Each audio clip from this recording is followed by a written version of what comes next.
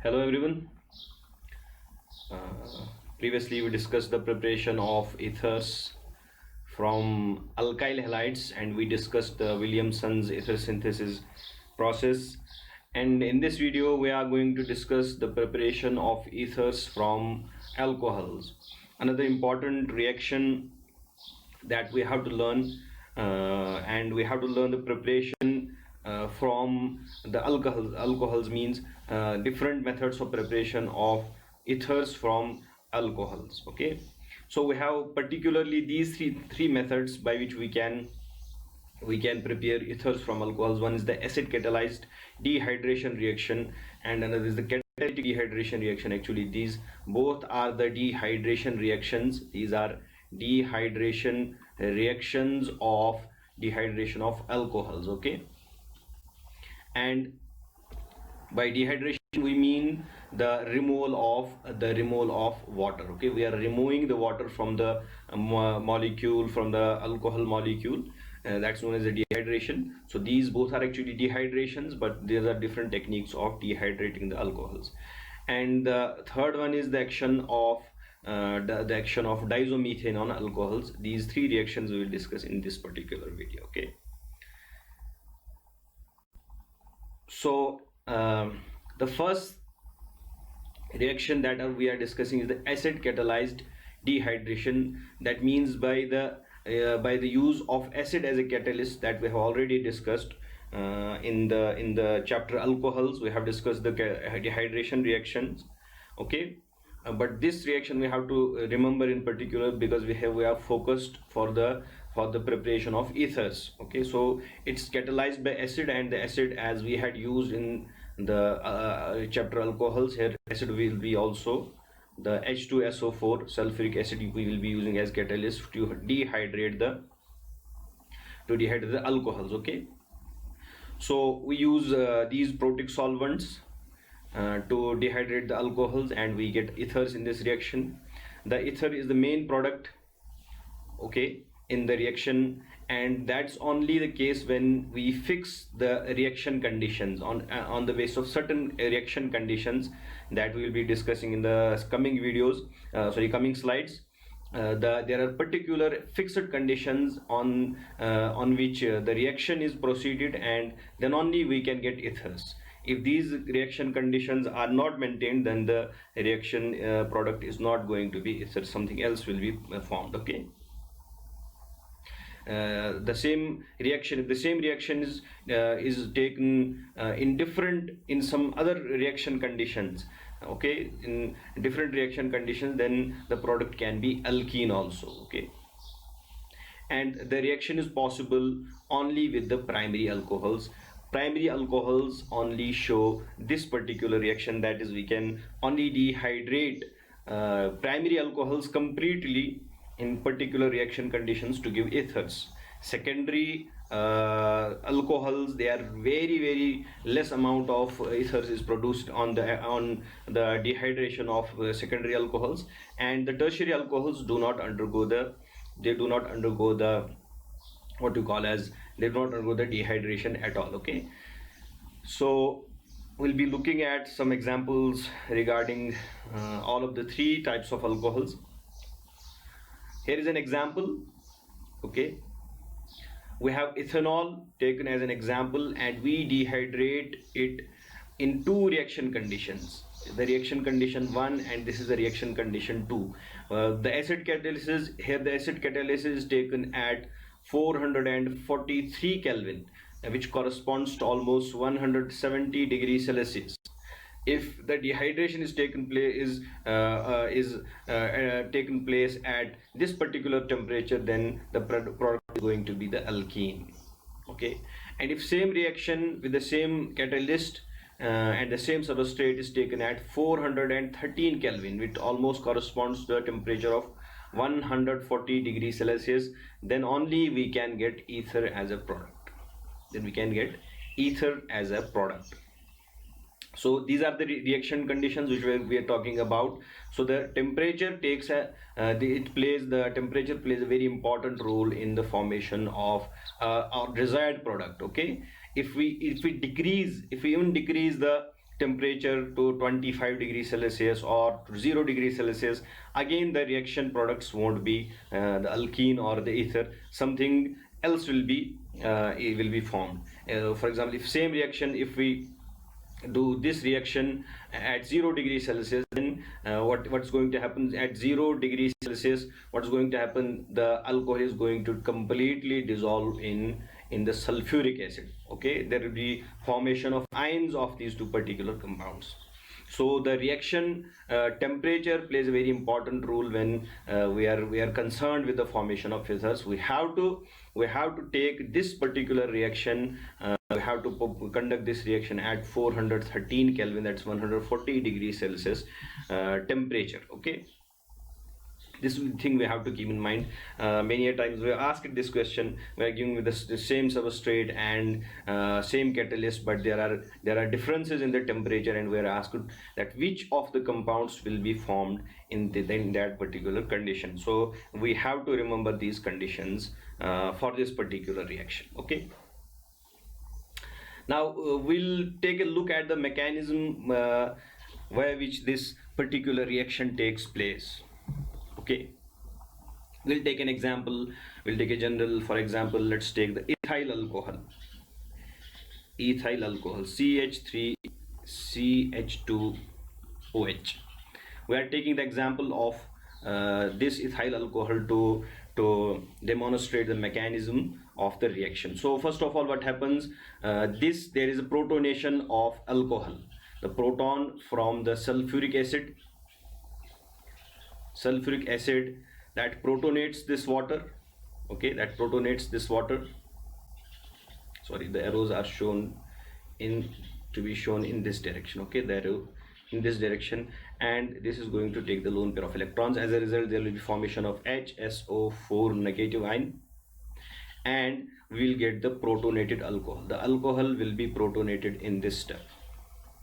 So we'll be getting this protonated alcohol, a positive charge on the oxygen atom.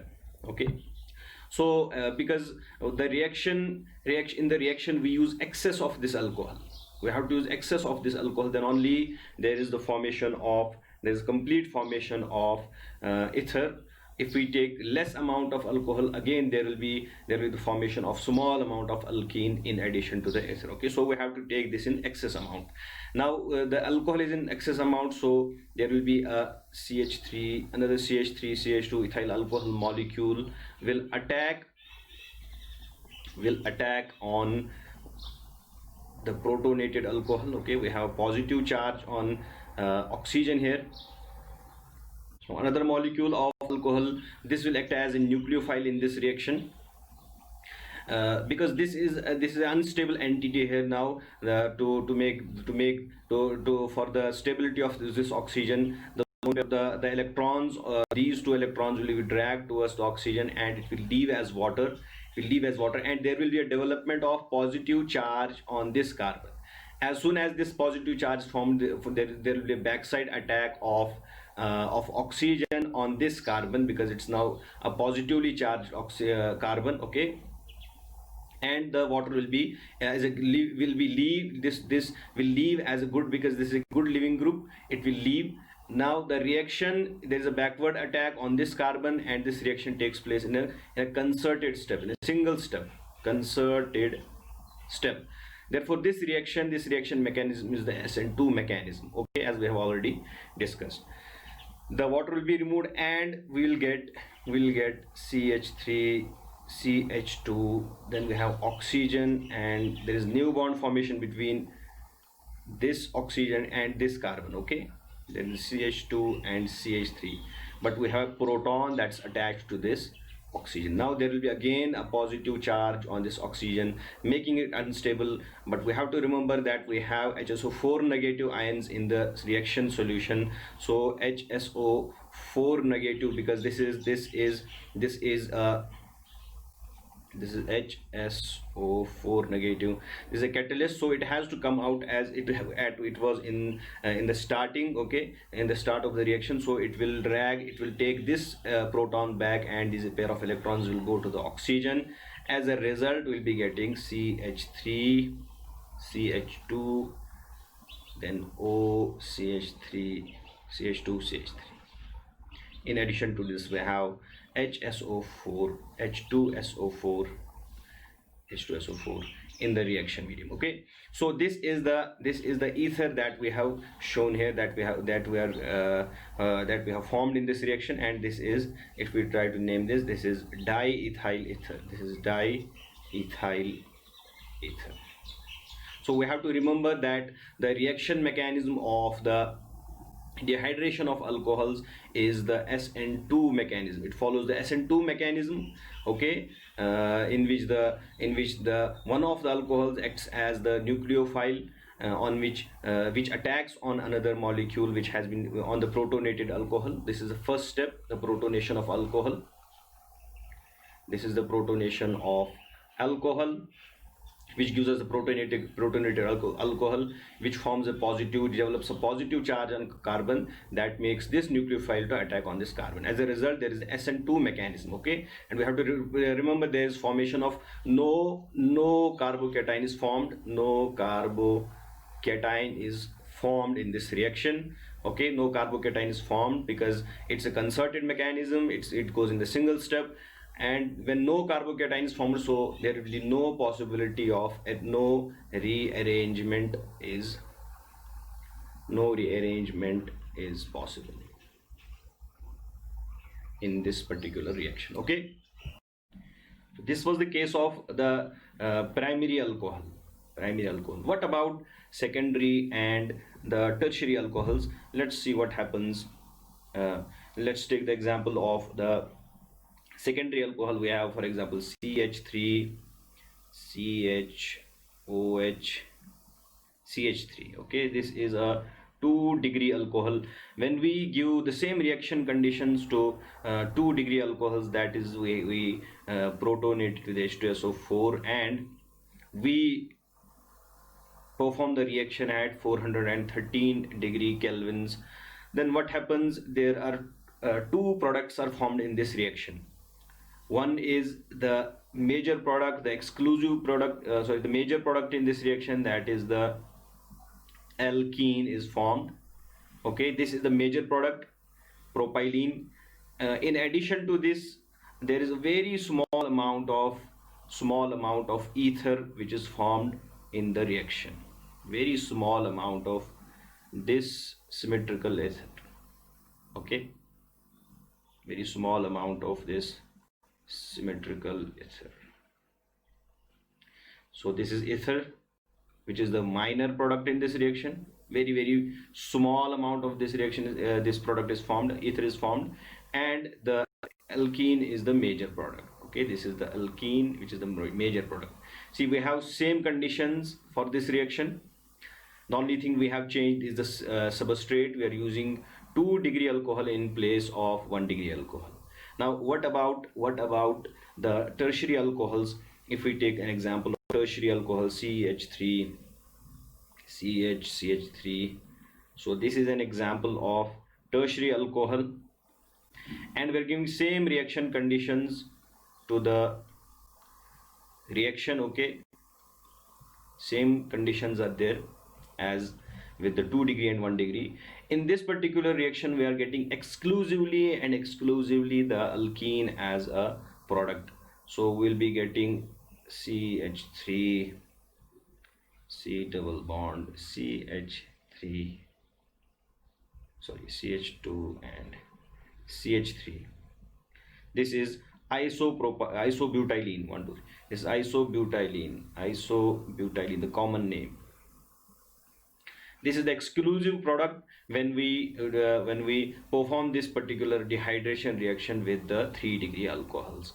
Again, we don't there is water as a byproduct, and no ether is formed in this reaction. Okay, so the order of reactivity towards the hydration reaction, okay, to form the ethers is that's primary are most reactive, then 2-degree alcohols, and then 3-degree alcohols. These do not form ethers at all. 2-degree alcohols form a very little amount of ethers, and the 1-degree alcohols give exclusively the ether as a product. But we have to remember these products products are formed at these conditions, okay, when these conditions are, and these conditions prevail in the reaction. So this is what happens with the 2 degree and 3 degree alcohols. Now we'll look at the another dehydration, that is the catalytic dehydration of alcohols. When alcohols are dehydrated with alumina, that is Al2O3, at 523 Kelvin, which corresponds to almost 250 degrees Celsius, then we get ethers in this reaction. Okay, so alcohols are dehydrated with heated alumina, that is here alumina is taken as a catalyst in this reaction at this particular temperature. Then we get exclusively the ether as a product. So we have, if we have we take an example of alcohol, let's take ethyl alcohol again. Then we have OH. We have to take 2 molecules of this reaction. Okay, we are taking 2 molecules of this reaction. We'll show OH from this side now. OCH2CH3. Okay, this is another molecule of alcohol.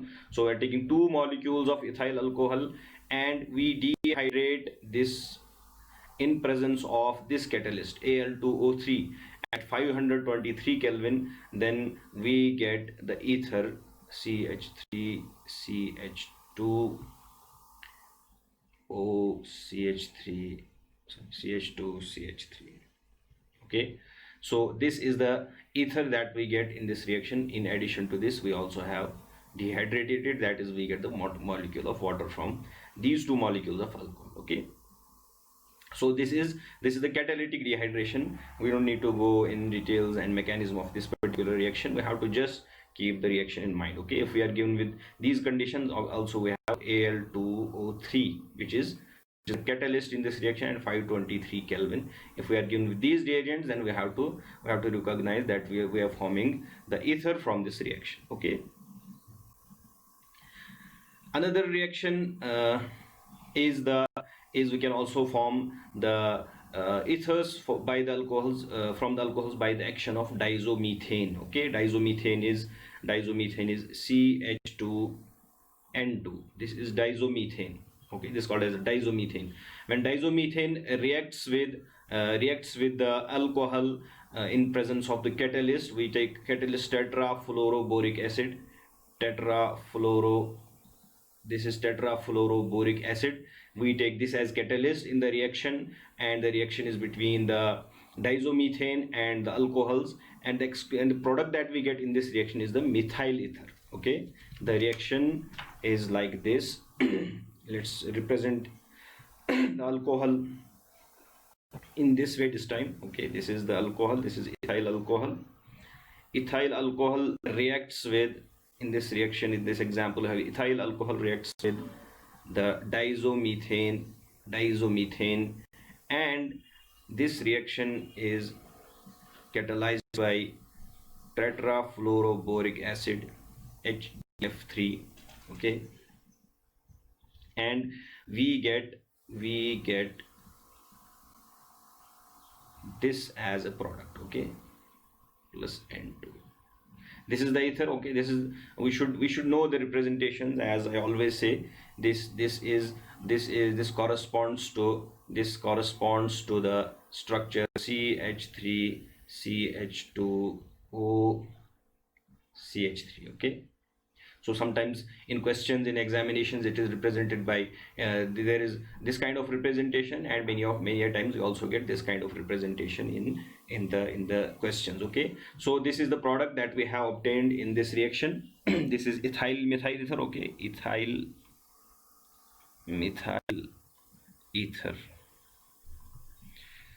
So this is one more method of formation of ethers from the alcohols. Okay, so in this video we have discussed actually mainly 2 methods. One is the dehydration method. Okay, one is the dehydration method, and another is the reaction of alcohols with the diazomethane. In dehydration, we have discussed 2 types of reactions. One is dehydration, which is acid catalyzed, that is, the reaction takes place in presence of an acid, mostly H2SO4, and another dehydration we did in presence of the of a catalyst. Okay, so the catalyst was alumina. Heated alumina means we are using alumina in presence of heat. Okay, so these three reactions we have discussed for the preparation of ethers from the alcohols. So in next lecture we'll be discussing other methods of preparation of ethers.